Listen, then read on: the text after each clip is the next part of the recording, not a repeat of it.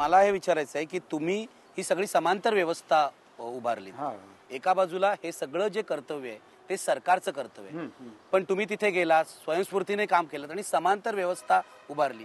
मला तुम्हाला हा प्रश्न विचारायचा आहे, हे एक प्रकारे सरकारचं फेल्युअर नाहीये का? हा, मग तेच म्हणतो की हे खरोखरच फेल्युअर आहे. खरं म्हणजे या भागाला आज 21व्या शतकात आपण गेलो असं आपण म्हणायचं होतं. आणि त्या काळामध्ये अशी माणसं असतात याच्यावर कोणी विश्वासच ठेवत नव्हता आधी, कारण ते त्यांच्या अस्तित्वातच नव्हतं त्यांच्या दृष्टीने. पण मग जसं समांतर व्यवस्था आपण म्हटलं की सरकार म्हणजे काय, शेवटी माणसंच आहेत. मग त्या माणसांना सुविधा दिल्या नाही त्यांनी, नाही का, इन्फ्रास्ट्रक्चर नाही. मग कोणी तिथे जायला बघत नाही, त्यांना ते काळ्या पाण्याची शिक्षा म्हणायचे. पहिले चंद्रपूर जिल्हा होता, तिकडे बदली झाली की काळ्या पाण्याच्या शिक्षेवर गेला, नाही का. मग गडचिरोली झाला तर आणखी मागासलेला झाला. त्यामुळे आणि त्याचं काय की त्याला पॉलिटिकल हे नव्हतं, प्रेशर नव्हतं. तेवढ्या भागापासून काही त्यांच्याकडे काही डिमांड नव्हती, किंवा एक सीट जरी सोडून दिली शासनाने तर त्यांच्या खुर्चीला धक्का बसत नव्हता. म्हणून त्यांची परिस्थिती बदललीच नाही. मग म्हणून ते आपण ते चॅलेंज इन द सेन्स की काय चॅलेंज असं नाही म्हणत मी त्याला स्वतःला, की पण जेव्हा गेल्यानंतर लक्षात आलं की यांना दुसरं कोणी वाली नाही ना, मग ते तुमच्याकडे विश्वासाने आलं तर आपण त्याला मदत करणं कुठली काय असे नाही अडचण. मग त्यानंतर मी तुला सांगितलं की मेडिकल सोडल्यानंतर आम्ही, म्हणजे ते तर होतंच, पण त्याच्या व्यतिरिक्त त्यांच्यावर अन्याय झाले, त्यांना मग त्यांच्या शिक्षणासाठी गेलं, त्यांना शेती शिकवा, म्हणजे असं एकातून एक असं निघत गेलं. ते लोकन्यायालय त्याच्याकडे मी येतो. मला आणखी या सरकारशी संबंधित महत्वाचा प्रश्न असा विचारायचा आहे की तुम्ही जसं म्हणालात सरकारचं हे फेल्युअर आहे. आज तुम्हाला ह्या कामाबद्दल मॅग्सेसे पुरस्कार मिळालाय. हा जगातला मोठा पुरस्कार मानला जातो. तुम्ही इतकं मोठं काम केलंय, सरकारने तुम्हाला पुरस्कार दिले असतील, मला त्याच्याबद्दल काय म्हणायचं नाही. सरकारने कधी आपली हेल्थ पॉलिसी ठरवताना, आरोग्य धोरण ठरवताना तुम्हाला विश्वासात घेतलंय का? निखिल, सत्य हे आहे, म्हणजे कटू आहे. प्रकाश आमटे, हेमल कसारा, पोस्ट ऑफिस भामरागड, जिल्हा गडचिरोली आहे. हा माझा पोस्टल ॲड्रेस आहे. हा मंत्रालयात माहिती नाही. मंत्रालयात माहिती नाही. मग मॅग्सेसे अवॉर्ड मिळाल्यानंतर मला शासनाचं एकमताने अभिनंदन केलं त्यांनी. त्याचं पत्र आनंदवनात गेलं. आणि कुष्ठरोग्याच्या सेवेसाठी मिळालं असं त्यात लिहिलेलं आहे. तसं लिहिलंय मंत्री. महाराष्ट्र सरकारने पत्र पाठवलं, लेखी रेकॉर्ड आजही आहे. ठराव केलेला आहे त्यांनी. ठराव आहे तो. अभिनंदन ठराव आहे आणि कुष्ठरोग्यांच्या सेवेसाठी त्याच्यात लिहिलंय मॅग्सेसे पुरस्कार मिळाले. म्हणजे सरकारला किती इंटरेस्ट आहे असं एका टोकाशी. मला सांगा, विदर्भातले मंत्री असतील, आमदार असतील, यांना तुमचं काम माहिती असेल? माहिती आहे, पण सत्य हे आहे की काहीतरी काम करतोय आदिवासींसाठी, बस एवढंच माहिती करतोय ते करू द्या. पण मला सांगा, मग ही जी भ्रष्ट व्यवस्था आहे, जी आपण म्हणतो संपूर्ण आरोग्य व्यवस्था, मी डॉक्टर अभय बंगना हा प्रश्न विचारला होता की तुमच्यासारखी माणूस आहे, अभय बंग यांच्यासारखे काम करतात, सगळे तुम्ही आरोग्याच्या क्षेत्रात काम करतात. महाराष्ट्र सरकारचं आरोग्य धोरण आणि त्यांचं एकूण आरोग्याची जी व्यवस्था आहे राज्यामध्ये, ही अत्यंत सडलेली व्यवस्था आहे. ती सुधारण्यासाठी तुमचा उपयोग का नाही ते करत? नाही, खरी गोष्ट आहे. कारण काय आता काय सांगू, आमच्या इथे जेव्हा आमचा दवाखाना वेल एस्टॅब्लिश झाला होता, 15-20 वर्ष झाली, त्यानंतर त्यांनी ठरवलं की या ठिकाणी आपण PSC काढूया भामरागडला. 2 किलोमीटर भामरागड आमच्या पब्लिक हेल्थ.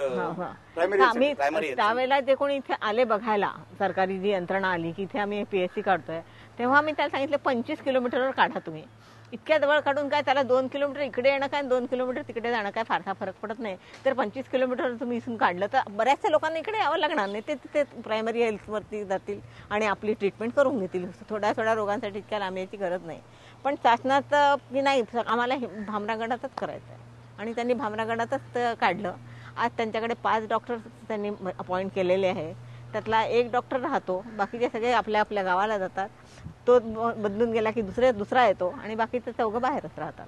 असं चालू. जिथे तुमचा प्रकल्प इतका चांगला चाललाय तिथे सरकारचं जे प्राथमिक आरोग्य केंद्र आहे, अगदी नवीन डॉक्टर्स पाठवतात. त्यामुळे त्यातले कोणीही डॉक्टर जबाबदारी घ्यायला तयार नसतात. डिलिव्हरीची केस आली की भाऊ बहिणी ही केस तुमच्याकडे तुमच्याकडे पाठवतात. म्हणजे अँब्युलन्स मध्ये घालायचं, त्यांना अँब्युलन्स मिळालेली, अँब्युलन्स मध्ये घालायचं, भाऊ बहिणीच्या हात सोडून दिलं की ते जायला मोकळे, की ते थांबत पण नाही नंतर. आता हे बघतील तुम्हाला.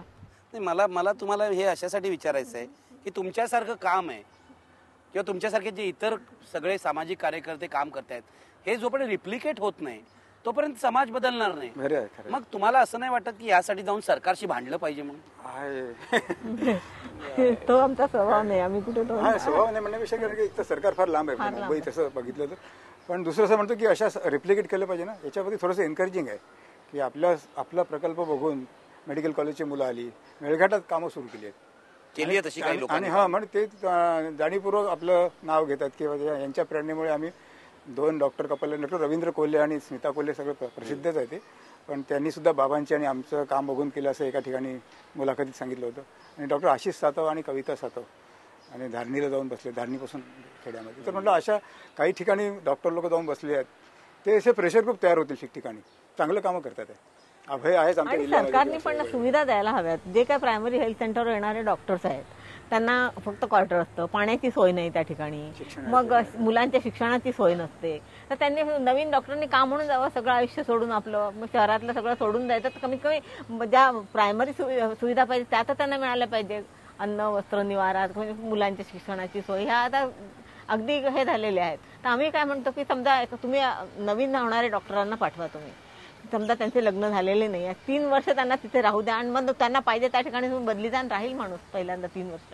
कारण तेव्हा त्याला म्हणजे हे नसतं एवढं, त्याच्या मागे जबाबदारी नसते, तो एकटाच असतो.